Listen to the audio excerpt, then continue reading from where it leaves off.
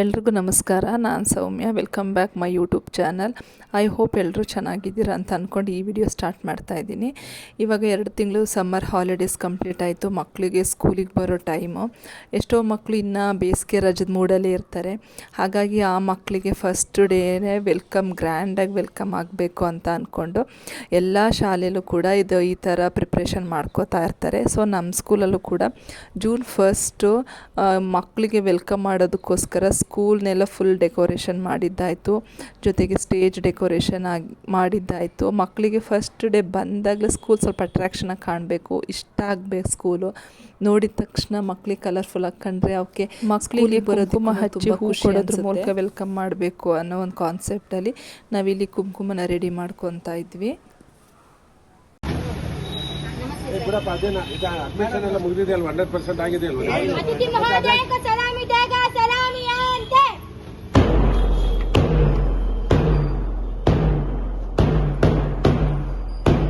ಶ್ರೀಯುತ ಗೋಪಾಲಯ್ಯ ಸರ್ ಅವರು ನಮ್ಮ ಶಾಲೆಯ ಮುಖ್ಯ ಅತಿಥಿಗಳಾಗಿ ಬಂದಿದ್ದರು. ಸೊ ಹಾಗಾಗಿ ಅವ್ರಿಗೆ ಆರತಿ ಬೆಳಗೋದ್ರ ಮೂಲಕ ವೆಲ್ಕಮ್ ಮಾಡಿದ್ವಿ.